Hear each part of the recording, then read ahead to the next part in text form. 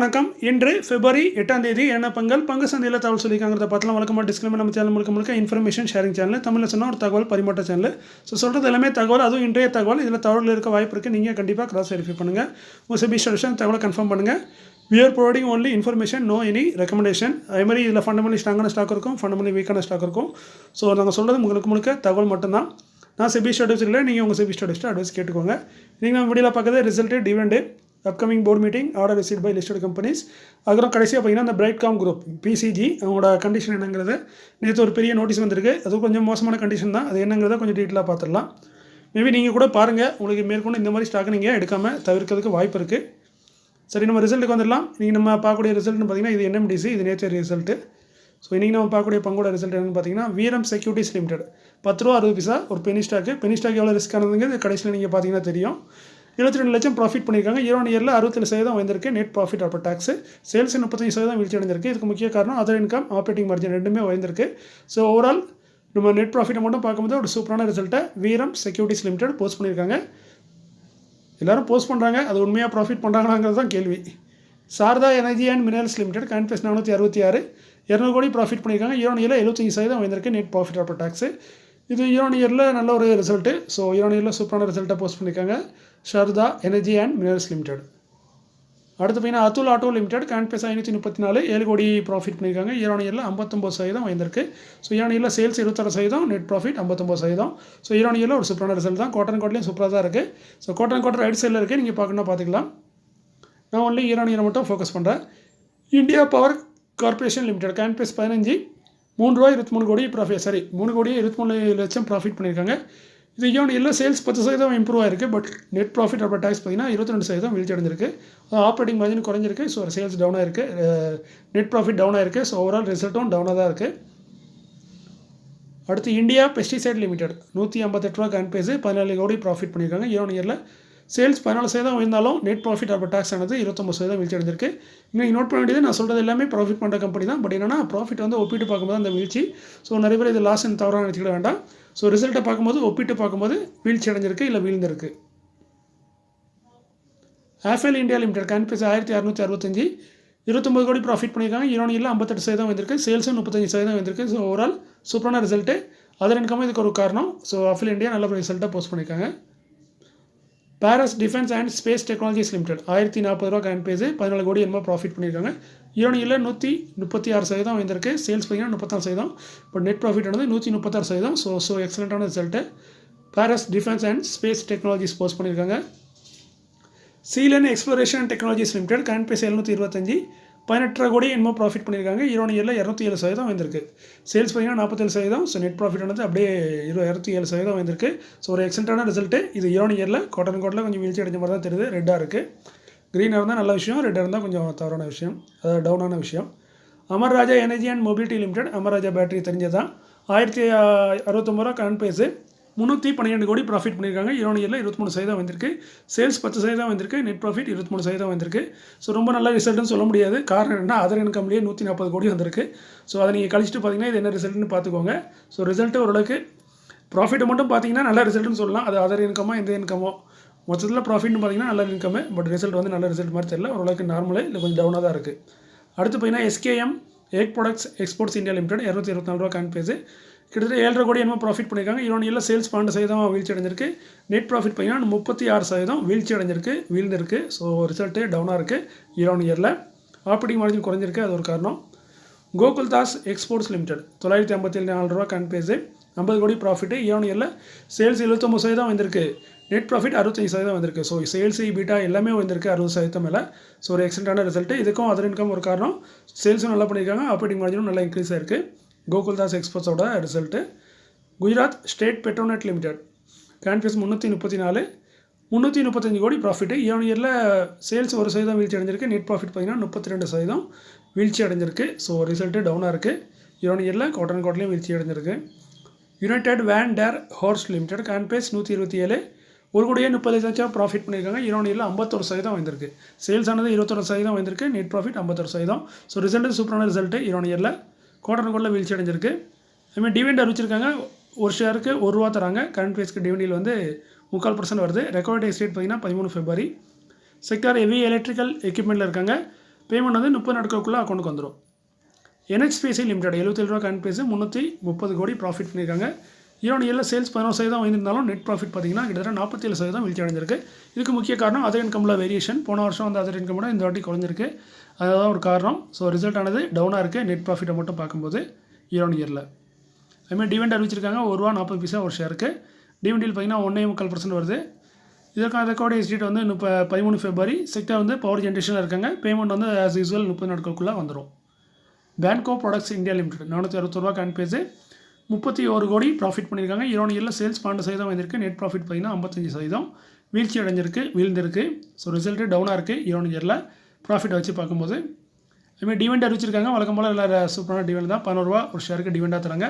Current பேஸ்க்கு டிவிடெண்டில் 2.25% வருது. ஒரே காலத்தில் 10% டிவிடெண்ட் கொடுத்த கம்பெனி. அப்போ ₹200 இருந்துச்சு. இப்போ ஸ்டாக்கோட ப்ரைஸ் இவ்வளோ ஆயிடுச்சு. அதுவும் போனஸ் வேறு கொடுத்துறாங்க போன வருஷம். எல்லாத்துக்கும் அப்புறமும் இந்த ஸ்டாக் வந்து நல்ல ஒரு டிவிடெண்ட் கொடுத்துட்ருக்காங்க. நல்ல விஷயம். ரெக்கார்ட் பார்த்தீங்கன்னா 14 February. செக்டர் பார்த்தீங்கன்னா ஆட்டோ காம்பவுண்ட் அண்ட் எக்யூப்மெண்ட்டில் இருக்காங்க. பேமெண்ட் வந்து 25ஆம் தேதிக்கு அப்புறம் உங்கள் அக்கௌண்ட்டுக்கு வந்துடும் அப்படிங்கிற மாதிரி சொல்கிறாங்க company. AK capital services limited 1195 ரூபா காயின் பேஸு 8 கோடி ப்ராஃபிட்டு.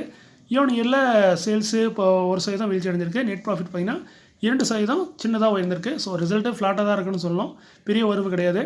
ஸோ ரிசல்ட்டு ஃப்ளாட்டாக இருக்குது. டிவிடெண்ட் அறிவிச்சிருக்காங்க. ₹12 தராங்க ஒரு ஷேருக்கு. கரண்ட் பேஸ்க்கு டிவிடெண்டில் 1%. ரெக்கார்ட் வந்து 14 February. பேமெண்ட் வந்து 7 மார்ச்சுக்குள்ளே அக்கௌண்ட்டுக்கு வந்துடும். செக்டர் வந்து NBFC. இப்போ நம்ம அடுத்த நாள் பார்க்குறது upcoming board of directors meeting may consider முடிவெடுக்க வாய்ப்பு இருக்க மாதிரி சொல்கிறாங்க. யுனைடெட் பாலிஃபேப் குஜராத் லிமிடெட் 168 ரூபா காயின் பேஸு 12 February போர்டு மீட்டிங் வச்சிருக்காங்க. ஸ்டாக் ஸ்பீட் கொடுத்து முடிவெடுக்கப்படும் சொல்கிறாங்க. அதுமாதிரி ரிசல்ட்டாக அறிவிக்கிறாங்க. ஃபேஸ் பண்ணி 10 இருக்காங்களா அதை மாற்ற வாய்ப்பு இருக்குது. போர்ட் ஆஃப் டைரக்டர் கையில் தான் இருக்குது. செக்டர் பார்த்தீங்கன்னா அதர் டெக்ஸ்டைல் ப்ராடக்ட்டில் இருக்காங்க. இந்தியா நிப்பான் எலக்ட்ரிக்கல் லிமிடெட் 633 ரூபா காயின் பேஸு 13 February board meeting. Dividend result அறிவிக்கிறாங்க. செக்டர் ஆட்டோ காம்பவுண்ட் எக்யூப்மெண்ட்டில் இருக்காங்க. போன வருஷம் ₹10 டிவிடெண்ட் கொடுத்துருக்காங்க. India Nippon. Veeram securities limited இப்போ ரீசெண்டாக நாங்கள் ஃபஸ்ட்டு ரிசல்ட் பார்த்தது இந்த கம்பெனி தான். நல்ல ரிசல்ட் போஸ்ட் பண்ணியிருந்தாங்க. அதேமாதிரி 15ஆம் தேதி போர்டு மீட்டிங் இருக்குது. அந்த போர்டு மீட்டிங்கில் டிவிடெண்ட் கொடுத்து முடிப்போம்னு சொல்கிறாங்க. செக்டர் பார்த்தீங்கன்னா ஜெம்ஸ் அண்ட் ஜுவல்லரி வாட்சஸில் இருக்காங்க. பெரிய டிவிடெண்ட்லாம் இல்லை. பெனி ஸ்டாக்குங்கிறனால 5% அந்த ரேஞ்சில் டிவிடெண்ட் தரதுக்கான வாய்ப்புகள் இருக்கா இல்லைன்னு தெரில. அதை பொறுத்து தான் பார்க்கணும். பட் 2023 5% டிவிடெண்டாக கொடுத்துருக்காங்க. வெஸ்டர்ன் கேரியர் இந்தியா லிமிடெட் 106 ரூபா காயின் பேஸு 1089 கோடிக்கான ஒரு பெரிய ஆர்டர் கிடச்சிருக்கு. இது வந்து லாஜிஸ்டிக் சொல்யூஷனில் இது வரைக்கும் கிடைச்ச ஒரு பெரிய ஆர்டர்னால் இதான்னு சொல்லலாம். கிட்டத்தட்ட 1089 கோடிக்கு ஆர்டர் கிடச்சிருக்கு. 4 வருஷத்துக்கான கான்ட்ராக்ட் கொடுத்தது நம்ம வேதாந்தா லிமிடெட்.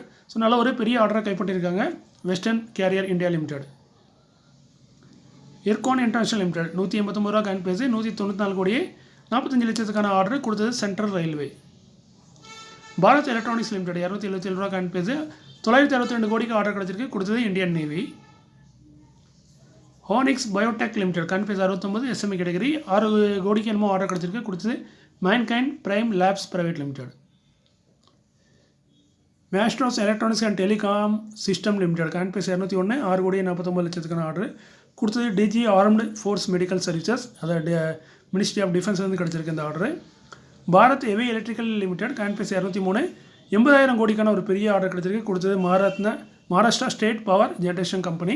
ஸோ நல்ல ஒரு பெரிய ஆர்டர் 8,000 கோடிக்கு ஒரு பெரிய ஒரு பிளான்ட்டை ரெடி பண்ணதுக்கான ஆர்டர்னு நினைக்கிறேன். கன்ஸ்ட்ரக்ஷன் எக்யூப்மெண்ட் எரெக்ஷன் கமிஷன் எல்லாம் சேர்த்து மொத்தமாக கொடுத்துருக்காங்க. ஸோ நல்ல ஒரு பெரிய ஆர்டர் தான் நம்ம பாரத் எலக்ட்ரிக்கலுக்கு. ஸோ இதோட நியூஸ் முடிஞ்சது. இதுக்கப்புறம் அந்த பிரேக் டவுன் குரூப்பை பற்றி தான் கொஞ்சம் டீட்டெயிலாக பார்க்க போகிறோம். நீங்கள் இந்த ஸ்டாக்கை ஹோல்ட் பண்ணாலும் ஒரு தடவை பார்த்தீங்கன்னா அந்த ஸ்டாக்கில் இந்த மாதிரி ஸ்டாக்கில் எப்படிலாம் ஏமாத்துறாங்கிறது ஒரு ஐடியா கிடைக்கும். அவ்வளோதான். மற்றபடி உங்கள் இருப்போம் இல்லை ஸ்கிப் பண்ணி போகணுன்னா ஸ்கிப் பண்ணி போயிருங்க. பிரேட்காம் குரூப்பு கரண்ட் பேஸ் 10 ரூபா ட்ரேட் ஆகிட்டு இருக்கு. ஆக்சுவலி ட்ரேடாகல ஸ்டாப் பண்ணி ஒரு மாதம் கிட்ட ஆக போகுது. வாரத்துக்கு ஒரு தடவை ட்ரேட் பண்ணாங்க, அதையும் ஸ்டாப் பண்ணிட்டாங்க. மேபி இந்த ட்ரேட் ஆகிறதுக்கு வாய்ப்பு இருக்காங்கிறது டவுட்டு தான். ஸோ இப்போ என்னென்னு பார்த்தீங்கன்னா 6ஆம் தேதி ஒரு செபிலேருந்து ஒரு ஃபைனல் ஆர்டர் கொடுத்துருக்காங்க. ஆல்ரெடி ஒரு இன்டர்வியூ ஆர்டர் கொடுத்துருந்தாங்க. இதே மாதிரி நீங்கள் நிறைய தவறுகள் பண்ண மாதிரி தெரியுது, அதுக்கு பதில் கொடுங்கன்னு. இப்போ வந்து ஃபைனல் ஆர்டராகவே ரிலீஸ் பண்ணிட்டாங்க. அதில் என்ன சொல்லியிருக்காங்கன்னா ஒரு 4-5 பேரை லிஸ்ட் பண்ணி இவங்களுக்குலாம் அந்த நோட்டீஸ் அனுப்பிச்சிருக்காங்க. ஒன்று வந்து பிரேட்காம் குரூப் லிமிடெடுக்கு, இன்னொன்று பார்த்தீங்கன்னா சுரேஷ்குமார் ரெட்டி, அவர் தான் அதோட டைரக்டர்னு நினைக்கிறேன். விஜய் கஞ்சரலா, அதுக்கப்புறம் எரோடி ரமேஷ் ரெட்டி, ஒய் ஸ்ரீனிவாஸ் ராவோ, இந்த 5 பேருக்கு அமைச்சிருக்காங்க. 5 பேரில் ஒன்று கம்பெனி பிரேட்காம் குரூப்பு, மற்ற 4 பேரும் அவங்களோட டைரக்டர் ப்ரமோட்டர் இந்த மாதிரி ஏதோ இருப்பாங்க. ஸோ இவங்க 5 பேருக்கும் மொத்தமாக ஆர்டர் அமைச்சிருக்கு இந்த ஃபைனல் ஆர்டர். ஸோ என்ன இந்த வயலேஷன் பார்த்தீங்கன்னா ஆல்ரெடி பார்த்தீங்கன்னா இதோட சம்மரின்னு பார்த்தீங்கன்னா ஆல்ரெடி இதை பற்றி நிறைய இன்டர்வியூ ஆர்டர்லாம் முதல்ல வெடிச்சு கொடுத்துருந்தாங்க. 2023 இதை பற்றிலாம் ஆர்டர் வந்துச்சு. ஏப்ரல் 2023 ஆர்டர் வந்துருந்துச்சு. அது வந்து இவங்க வந்து நிறைய தப்பான கணக்கு வழக்கெலாம் ரொம்ப தப்பு பண்ணி காட்டியிருக்காங்க. இந்தியன் ஸ்டாண்டர்ட் படி இந்த கணக்கு வழக்கு தப்பாக இருக்குது. நிறைய இதை தப்பாக மிஸ்லீடிங்காக காட்டியிருக்காங்க. கொஞ்சம் அதிகமாக ப்ராஃபிட் பண்ண மாதிரி காட்டி ப்ரொமோட்டர் ஆனது அவங்க ஷேரை வந்து விற்று ஆஃப்லோட் பண்ணியிருக்க மாதிரி தெரியுது அப்படிங்கிற மாதிரி ஒரு குற்றச்சாட்டு இருந்துச்சு. அதாவது ப்ரைஸ் வந்து மேலே போயிருக்கு, தவறான கணக்காட்டினால ப்ரைஸ் வந்து நம்ம நல்லா ஸ்டாக்குன்னு சொல்லி வாங்கிட்டே போவோம். ஸோ வாங்கிட்டு போனதுக்கப்புறம் நல்ல ப்ரைஸ் ஆனதுக்கப்புறம் ப்ரொமோட்டர் வந்து ஷேரெல்லாம் விற்றுட்டு வந்திருக்க மாதிரி ஒரு சம்மரி. இதுதான் அந்த கேஸ் நடந்தது. இப்போ அதில் தான் ஃபைனல் ஆர்டர் கொடுத்துருக்காங்க நம்ம செபி. மேபி இதை வந்து ஃபஸ்ட்டு ஃபைனல் ஆர்டர், மேபி இன்னும் கூட ரிவைஸ் பண்ணலான்னு நினைக்கிறேன். ஸோ இதில் என்னென்னா அவங்க ஏற்கனவே கணக்கு நிறைய தப்பு பண்ணாங்க, நம்ம ஆல்ரெடி பார்த்துருப்போம். அதில் ஒரு குறிப்பிட்ட இது பார்த்திங்கன்னா 868 கோடியே 30 லட்சம். இது வந்து இம்பேர்மெண்ட் லாஸ்ன்னு இதை ஒன்றில் கணக்கில் காட்டியிருக்காங்க.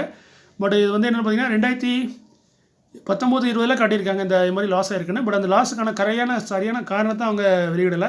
அதுதான் ஒரு தவறு. இந்த மாதிரி லாஸ் ஆயிருக்குன்னு சொல்லுவீங்க, பட் அந்த லாஸுக்கான சரியான காரணத்தை கொடுங்கன்னா அந்த காரணத்தை சரியாக அவங்க கொடுக்கல. பட் அது ஒரு லாஸ்ன்னு காட்டியிருக்காங்க. பட் அந்த லாஸ்லேயும் என்ன பண்ணாங்கன்னு பார்த்தீங்கன்னா ப்ராஃபிட் அண்ட் லாஸில் வந்து அந்த லாஸை காட்டல. இது நீங்கள் பார்க்கலாம், இது அவங்களோட ஸ்டேட்மெண்ட்டில் உள்ளது தான். இங்கே நீங்கள் பார்க்கலாம் ப்ராஃபிட் ஃபார் த பீரியட்னு. இங்கே பார்த்தீங்கன்னா 440 கோடி ப்ராஃபிட்டு. 440 கோடியே 10,47,305 ரூபா ப்ராஃபிட் பண்ண மாதிரி காட்டினாங்க. அந்த ப்ராஃபிட்லாம் காமிச்சிட்டு கடைசியில் அதர் காம்ப்ரஹென்சிவ் இன்கம்னு ஒன்று வரும். அந்த இதில் போய் இந்த அசெட்டை வந்து இம்பேர்மெண்ட் அசெட்டை வந்து காட்டியிருக்காங்க. கிட்டத்தட்ட பார்க்கலாங்க 868 கோடி வந்து அதில் போய் லாஸ்ட்டில் காட்டியிருக்காங்க. ஸோ முதல்ல பார்த்தீங்கன்னா இந்த லாஸ் வந்து இவங்க வந்து ப்ராஃபிட் அண்ட் லாஸில் மேலே காட்டியிருக்கணும். நம்ம அக்கௌண்ட்டுக்கு எடுக்கிறது பார்த்தீங்கன்னா ப்ராஃபிட் அண்ட் லாஸ் தான் எடுப்போம். ஸோ அந்த ப்ராஃபிட் ஃபார் த பீரியடாக தான் எடுப்போம். பட் இவங்க அது கீழே வந்து காம்ப்ரஹென்சிவ் இன்கமில் போய் இதை காட்டியிருக்காங்க. இது வந்து செபியின் ரூல் படி இதை குற்றச்சாட்டு இருக்காங்க. இது வந்து தவறான கணக்கு, இப்படி காட்டக்கூடாது அப்படிங்கிற மாதிரி. ஸோ இதில் என்ன தெரியுதுன்னா அந்த அமௌண்ட்டை வந்து அவங்க அதுக்கு முன்னாடியே காட்டியிருந்தீங்கன்னா ப்ராஃபிட் வந்து குறைஞ்சிருக்கும். பட் இவங்க வந்து அந்த லாஸை வந்து தவிர்த்துட்டு ப்ராஃபிட்டை காமிச்சிட்டு அதுக்கப்புறம் வேறு கணக்கில் லாஸை காட்டியிருக்காங்க. இது ஒரு தவறான கணக்கு முறை அப்படிங்கிற மாதிரி சொல்லியிருக்காங்கன்னு நினைக்கிறேன் செபி. நான் ஓரளவுக்கு தான் சொல்கிறேன், அதுக்கு எக்ஸாக்டாக நீங்கள் இதே கணக்கு பிடிச்சிடாங்க. இப்போ வந்து தவறு பண்ணியிருக்காங்கிறது நிறைய இடத்துல மென்ஷன் ஆயிருக்கு. அதே மாதிரி என்னென்னா ஷேர் ஹோல்டிங் பேட்டிக்கு வந்து அப்பப்போ நம்ம டிஸ்க்ளோஸ் பண்ணிகிட்டே இருக்கணும். அதுக்கு ஒரு கம்பெனி லிஸ்டட் கம்பெனினா ஷேர் ஹோல்டிங்காக கொடுத்துட்டே இருப்பாங்க. இந்த குவார்ட்டரில் இவ்வளோ ஷேர் ஹோல்டிங் இருக்குது, இந்த மாதத்தில் இவ்வளோ ஷேர் ஹோல்டிங் இருக்குது, ப்ரொமோட்டர் ஹோல்டிங்கு, பப்ளிக் ஹோல்டிங் எல்லாத்தையும் டிஸ்க்ளோஸ் பண்ணணும். அது ஒரு சட்டம் தான். இப்போ இவங்க என்ன பண்ணியிருக்காங்கன்னா ப்ரொமோட்டர் ஹோல்டிங் வந்து ஆக்சுவலி பார்த்தீங்கன்னா நீங்கள் நம்ம ஸ்டாக் எக்ஸ்சேஞ்சில் அதை தான் ரெண்டாக மென்ஷன் பண்ணியிருக்காங்க. இங்கே பார்க்கலாம், reported to stock exchange as per the RTA. ஆர்டிஏங்கிறது ரிஜிஸ்டர்ட் ட்ரான்ஸ்ஃபர் ஏஜென்ட். அது அவங்களோட ஒரு ட்ரான்ஸ்ஃபர் புக் இருக்கும். அந்த ஆர்டிஏல தான் நம்ம எல்லா புக்கும் நம்ம பேர் எல்லாம் நம்ம யாரெல்லாம் ஸ்டாக்கை ஹோல்ட் பண்ணுங்கிறது இருக்கும். ரிஜிஸ்டர் ஆஃப் ட்ரான்ஸ்ஃபர் ஏஜென்ட்டு அந்த இதில் பார்த்தீங்கன்னா அதில் ஒன்று இருக்குது, இவங்க ஸ்டாக் எக்ஸ்சேஞ்ச் கொடுத்தது ஒன்று. ஸோ பார்த்தீங்கன்னா ரெண்டுமே மேட்ச் ஆகணும் எல்லாத்துக்குமே. ஏன்னா ஆர்டிஏல என்ன இருக்கோ அதுதான் நம்ம இதுலேயும் வரணும் ஸ்டாக் எக்ஸ்சேஞ்சில். பட் இவங்க கொடுத்ததில் பார்த்தீங்கன்னா ஜூன் 2018 30 ஜூன் 2018 இவங்க 39.13% வந்து ப்ரொமோட்டர் ஹோல்டிங் இருக்க மாதிரி ஸ்டாக் எக்ஸ்சேஞ்ச் கொடுத்துருக்காங்க. பட் ஆர்டிஏ கணக்குப்படி பார்த்தீங்கன்னா கிட்டத்தட்ட 19.24% தான் ஆர்டிஏல, அதாவது ப்ரொமோட்டர் கையில் இருந்திருக்கு. மீதி வந்து அவங்க பப்ளிக் தான் கொடுத்துருக்காங்க. பட் ஆர்டிஏல இப்படி காட்டுது, இவங்க ஸ்டாக் எக்ஸ்சேஞ்சில் கொடுத்தது கிட்டத்தட்ட பார்த்தீங்கன்னா 20% வரைக்கும் கம்மியான ஸ்டாக் எக்ஸ்சேஞ்சை கம்மியாக ஸ்டாக்கை ஹோல்ட் பண்ணிவிட்டு இவங்க வந்து அதிகமாக ஸ்டாக்கை ஹோல்ட் பண்ணுற ப்ரொமோட்டர் ஹோல்டிங் அதிகமாக இருக்க மாதிரி ஒரு தவறான கணக்கு காட்டியிருக்காங்க. இது ஒரு தவறு தான் அப்படிங்கிற மாதிரி செபியை வந்து அந்த இன்டர்மின் நோட்டீஸில் மென்ஷன் பண்ணியிருக்காங்க. ஸோ வந்து எக்ஸ்சேஞ்சுக்கும் ஆர்டிஏக்கும் ரெண்டுக்கும் மேட்ச் ஆகணும். பட் இங்கே மேட்ச் ஆகல. கிட்டத்தட்ட 20% வரைக்கும் டிஃப்ரெண்ட் இருக்குது. ஸோ நீங்கள் இப்போ நீங்கள் பார்க்கலாம், இப்போ நீங்கள் அந்த ஸ்டாக்கை ஓப்பன் பண்ணி பார்த்தாலும் ஸ்க்ரீனரில் 18% என்னமோ காட்டும். பட் லாஸ்ட்டாக இவங்க ரிப்போர்ட் பண்ணது ஆர்டிஏல பார்த்தீங்கன்னா 14%, 4% கம்மியாக தான் இருக்குது. பட் இவங்க 4% கூடுன மாதிரி காட்டியிருக்காங்க. ஸோ இந்த மாதிரி தவறுகள் நடந்திருக்கு.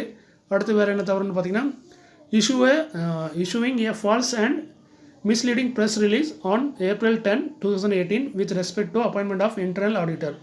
இவங்க இன்டர்னல் ஆடிட்டர் அப்பாயின்மெண்ட் பண்ணியிருக்காங்க ஒரு தவறான இது. அவங்க வந்து ஆல்ரெடி ஒரு ஸ்டாக் எக்ஸ்சேஞ்ச் மெசேஜ் கொடுத்துருக்காங்க. இது மாதிரி Ernst & Youngனு ஒரு பெரிய கம்பெனி, இது வந்து ஆடிட்டிங்லேயே ஒரு பெரிய கம்பெனின்னு நினைக்கிறேன். இங்கே பெங்களூரில் கூட பார்த்துருக்கேன், பெரிய ஆஃபீஸ் இருக்குது இவங்க. Ernst & Youngனு இவங்க அக்கௌண்டிங்லாம் ரொம்ப பெரிய கம்பெனி.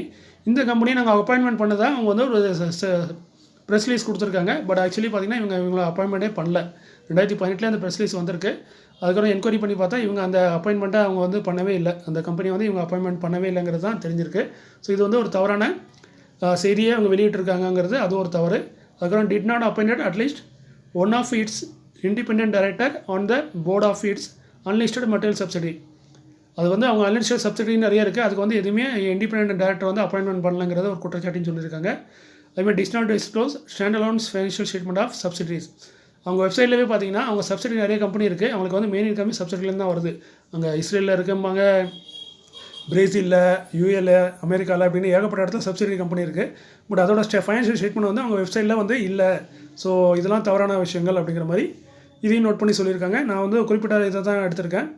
அடுத்து பார்த்தீங்கன்னா நோட்டீஸ் டூ, இதுலேருந்து என்ன தெரிஞ்சுன்னா இதெல்லாம் தவறுகள் கண்டுபிடிக்கிறாங்கன்னா இப்போ செபி என்னென்னா அவங்களுக்கு ரெஸ்ட்ரிக்ஷன் கொடுத்துருக்காங்கன்னா அந்த 5 லிஸ்ட்டு சொன்னோம் பார்த்தீங்களா, அவங்க எல்லாம் ட்ரேடிங் பண்ணுறதுலேருந்து ஸ்டாப் பண்ணியிருக்காங்க. அதாவது செக்யூரிட்டியை வாங்க முடியாது, விற்க முடியாது, டைரெக்டாவோ இன்டெரக்டாவோ எந்த ஒரு ஷேர் மார்க்கெட் சம்மந்தப்பட்ட செக்யூரிட்டி சம்மந்தப்பட்ட ஆக்டிவிட்டீஸில் ஈடுபடக்கூடாது அப்படிங்கிற மாதிரி ஒரு சட்டம் போட்டிருக்காங்க, இது கொடுத்த ரூல்ஸ் போட்டிருக்காங்க. அதில் பார்க்கலாம். கம்பெனிக்கு வந்து 1 வருஷம், பிரைட்காம் குரூப்புக்கு. சுரேஷ்குமார் ரெட்டிக்கு வந்து 5 வருஷம் வரைக்கும் தடை பண்ணியிருக்காங்க.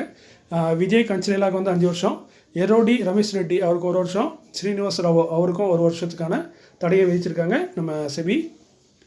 இது மட்டும் விதிக்காமல் இன்னொன்று என்னென்னு பார்த்தீங்கன்னா, இந்த என்ன பண்ணியிருக்காங்கன்னா, நீங்கள் வந்து அவங்க சப்சிடி கம்பெனியை வந்து நீங்கள் சப்சிடி கம்பெனியோட ஃபைனான்ஷியல் ஸ்டேட்மெண்ட் வந்து வெப்சைட்டில் வந்து அப்லோட் பண்ணல. ஸோ 15 நாள் டைம் கொடுத்துருக்காங்க. வித்தின் 15 டேஸ், 15 நாட்களுக்குள்ளே நீங்கள் வந்து இந்த சப்சிடி கம்பெனிக்கான ஃபைனான்ஷியல் ஸ்டேட்மெண்ட்டாக உங்கள் வெப்சைட்டில் அப்லோட் பண்ணணும் அப்படிங்கிற மாதிரி ஒரு கண்டிஷனும் போட்டிருக்காங்க. பார்க்கலாம் 15 நாளுக்குள்ளே, அதாவது இந்த நோட்டீஸ் வந்து 6ஆம் தேதி வந்திருக்கு. ஸோ இந்த 15 நாட்களுக்குள்ளே நீங்கள் அப்லோட் பண்ணுங்கிற மாதிரி சொல்லியிருக்காங்க செபி. ஸோ அதையும் பண்ணுறாங்களான்னு பார்க்கலாம். கடைசியாக பார்த்தீங்கன்னா ஒரு பெரிய பெனால்ட்டி லிஸ்ட்டே போட்டிருக்காங்க. ஸோ பிரைட்காம் குரூப்புக்கு பார்க்கலாம் 1 கோடி ரூபா பெனால்ட்டி, சுரேஷ்குமார் ரெட்டிக்கு வந்து 15 கோடி பெனால்ட்டி போட்டிருக்காங்க, விஜய் கன்சிலேலாவுக்கு 15 கோடி, எரோடி ரமேஷ் ரெட்டிக்கு 1 கோடி ரூபா, ஸ்ரீனிவாஸ் ராவுக்கு 2 கோடி ரூபா. இந்த பெனால்ட்டி அமௌண்ட்டை நீங்கள் பே பண்ணோம். அதாவது நாங்கள் இந்த நோட்டீஸ் அனுப்பிச்ச நாள்லேருந்து கரெக்டாக 45 நாட்களுக்குள்ளே இந்த பேமெண்ட்டை வந்து நீங்கள் பண்ணணும் அப்படிங்கிற மாதிரி சொல்லியிருக்காங்க. சப்போஸ் நீங்கள் பேமெண்ட்டை பண்ண தவறிட்டிங்கன்னா 12% வரைக்கும் உங்களுக்கு இன்ட்ரெஸ்ட் வருஷத்துக்கு சார்ஜ் பண்ணுவோம் அப்படிங்கிற மாதிரி சொல்லியிருக்காங்க, பேமெண்ட் வர வரைக்கும். ஸோ பார்க்கலாம் என்ன மாதிரி பண்ண போகிறாங்கன்னு தெரியல. பெனால்ட்டியும் பார்த்திங்கன்னா பெரிய பெனால்ட்டி தான், கிட்டத்தட்ட பார்த்திங்கன்னா 35 கோடி வருது. ஸோ இது அந்த ப்ளஸ் அவங்க சொன்ன கண்டிஷன், அந்த சப்சிடி கம்பெனியோட ஃபைனான்ஷியல் ரிசல்ட்டு இதெல்லாம் அப்லோட் பண்ணோம். அது போக என்னென்னா, உங்கள் ஆடிட்டர் வந்து இவங்க கம்பெனி அடிக்கடி ஆடிட்டர் சேஞ்ச் பண்ணிட்டே இருப்பாங்க. நல்ல ஒரு ஃபேமஸான ஆடிட்டர், அதாவது நிஃப்டி 100, NSE 100 இல்லை BSE 100 இதில் உள்ள கம்பெனிக்கு ஆடிட் பண்ணக்கூடிய ஒரு ஆடிட்டர், 3 வருஷமாக தொடர்ந்து ஆடிட் பண்ணக்கூடிய ஒரு ஆடிட்டரை உங்களோட ஃபைனான்ஷியல் ஸ்டேட்மெண்ட்டை ஆடிட் பண்ணுங்கிற மாதிரி சொல்லியிருக்காங்கன்னு நினைக்கிறேன். ஸோ இதெல்லாம் அவங்க பண்ணுவாங்களா என்னங்கன்னு தெரியல. ஸோ இதெல்லாம் பார்க்கும்போது ரொம்ப டவுட்டாக இருக்குது. மேற்கொண்டு இந்த கம்பெனி லிஸ்ட் ஆகுமா என்னங்க தெரியல. பட் இந்த நோட்டீஸ் வந்து 6ஆம் தேதி வந்திருக்கு. 5ஆம் தேதி இவங்க ஒரு நோட்டீஸ் அனுப்பிச்சிருக்காங்க, கம்பெனி ஒரு நோட்டீஸ் கொடுத்துருந்தாங்க. இப்போ என்ன சொல்லியிருந்தாங்கன்னா 14ஆம் தேதி அவங்க போர்டு மீட்டிங் இருக்குது, வர 14 ஃபெப்ரவரிக்கு போர்டு மீட்டிங் இருக்குது. அந்த போர்டு மீட்டிங்கில் டிசம்பருக்கான ரிசல்ட்டை நாங்கள் அறிவிப்போங்கிற மாதிரி செய்தி வெளியிட்டிருந்தாங்க. பட் இப்போது இந்த மாதிரி நோட்டீஸ் வந்திருக்கு 6ஆம் தேதி, அடுத்த நாளே இந்த மாதிரி நோட்டீஸ் வந்திருக்கு. ஸோ இந்த நோட்டீஸுக்கும் கம்பெனி ரிப்ளை பண்ணியிருக்காங்க. என்ன சொல்லியிருக்காங்கன்னா, ஆஸ் பர் அந்த நோட்டீஸ் எங்களுக்கு கிடச்சிருக்கு, நாங்கள் அதுக்கான நடவடிக்கைகள் எடுத்துகிட்ருக்கோம், வழக்கம் போல் சட்டம் தன் கடமை செய்யுங்கிற மாதிரி நாங்கள் வந்து எங்கள் ஃபைனான்ஷியல் அட்வைசர்கிட்ட அதை பற்றி அட்வைஸ் கேட்டுட்ருக்கோம். நாங்கள் வந்து இதுக்கு வந்து சரியான முறையில் சட்டத்தீர்வை காணுவோம் அப்படிங்கிற மாதிரி சொல்லியிருக்காங்க. ஸோ பொறுத்திருந்து பார்க்கலாம். 15ஆம் தேதி போர்டு மீட்டிங்காக வச்சுருக்காங்க ரிசல்ட்டுக்கு. அது ரிசல்ட் அறிவிப்பாங்கன்னு தெரியல. அது போக இதோட டெட்லைனும் கம்மியாக தான் இருக்குது, 15 நாட்கள், 45 நாட்களில் பேமெண்ட் பண்ணோம். ஸோ இவ்வளோத்தையும் இந்த கம்பெனி பண்ணுமாங்கிறது பெரிய டவுட்டுக்குரிய விஷயமாக தான் இருக்குது. ஸோ பொறுத்திருந்து பார்க்கலாம். இந்த மாதிரி கம்பெனிங்க, நிறைய கம்பெனிங்க இவங்க என்ன பிஸ்னஸ் பண்ணுறாங்கன்னு நம்மளுக்கு கரெக்டாக தெரியாது. ஸோ இந்த மாதிரி கம்பெனிலாம் வாங்கி மாட்டிட்டோம்னா பேமெண்ட் வந்து லாக்கு தான். ஸோ இதுக்கு தான் இந்த மாதிரி ஸ்டாக்லேருந்து கொஞ்சம் விலகி இருக்கிறது நல்லது தான். பெரியவங்க அதுக்கு தான் சொல்லுவாங்க, சென்னை ஸ்டாக் வாங்க போகாதீங்கன்னு. இருந்தாலும் நம்ம சின்ன வயசுக்கு கொஞ்சம் அவசரப்பட்டு தப்பு பண்ணிடுவோம், நம்மளும் பண்ணிடுவோம். நானும் பண்ணியிருக்கேன். இந்த ஸ்டாக்கில் என்னோட பேமெண்ட்டும் இருக்குது. என்ன பண்ணுறது, ஒன்றும் பண்ண முடியாது. பெரிய அமௌண்ட்டு, ஒரு சின்ன அமௌண்ட்டு தான். சின்ன அமௌண்ட்னா கொஞ்சம் பெரிய அமௌண்ட் எனக்கு. பட் இருந்தாலும் வேறு வழி கிடையாது. முதல்ல அந்த அமௌண்ட்டை மறந்துட வேண்டி தான். நான் ஆல்ரெடி மறந்துட்டேன். ஏன்னா அந்த ஸ்டாக்கை பற்றி, கம்பெனியை பற்றி எனக்கு ஆரம்பத்தில் தெரியாது, நான் உள்ளே போகும்போது வாங்கும்போது. பட் வாங்கி கொஞ்ச நாள்லேயே ஒரு வருஷத்துலேயே என்னமோ எனக்கு ஸ்டாக் பற்றி கொஞ்சம் தெரிய ஆரம்பிச்சிட்டு, இது சரியான ஸ்டாக் இல்லை, அந்த ஃபஸ்ட்டு இந்த இன்ட்ரீம் ஆர்டர் கிடச்சோடனே. ஸோ இதெல்லாம் சில இது வந்து நம்மளுக்கு லேட்டாக தான் தெரியும். ஸோ அந்த இது தெரிஞ்ச உடனே வெளியே வரலான்னு பார்த்தேன். பட் நினச்சேன், சரி போனால் போதே வந்தால் வருது அப்படின்னு சொல்லி விட்டுட்டு இருந்தேன் அதை. ஸோ அந்த பணத்தை மறந்துட்டேன் அப்பவுமே. ஸோ இப்போதைக்கு இந்த ஸ்டாக் பார்த்திங்கன்னா லிஸ்ட் ஆகுமாங்கிறது ரொம்ப டவுட்டு. பட் இவ்வளோ கண்டிஷனாக இருக்குது. லிஸ்ட் ஆனால் மகிழ்ச்சி தான், விற்றுட்டு வெளியே வந்துடலாம். ஸோ பொறுத்திருந்து பார்க்கலாம் என்ன நடக்குங்கிறது நம்மளுக்கு தெரியாது. ஸோ நல்லதே நடக்கும்னு விரும்புவோம். ஸோ மீண்டும் ஒரு நல்ல காலையில் உங்களை சந்திக்கிறேன். அதுமாதிரி இந்த மாதிரி பெனி ஸ்டாக்லேருந்து கொஞ்சம் எச்சரிக்கையாகவே இருங்க, முடிஞ்ச அளவுக்கு அவாய்ட் பண்ணி கொஞ்சம் தள்ளியே இருங்க. இருந்தாலும் நம்ம கேட்காது, கை எப்படியாவது ஒரு பெனி ஸ்டாக் வாங்கும். பட் வாங்கினீங்கன்னா ஒரு சின்ன அமௌண்ட்டுக்கு வாங்க, ரிஸ்க் ரொம்ப பெருசாக எடுத்து மாட்டிக்கிடாதீங்க. ஸோ நல்ல ஒரு காலையில் உங்களே சந்திக்கிறேன். இப்படிக்கு உங்களில் ஒருவன்.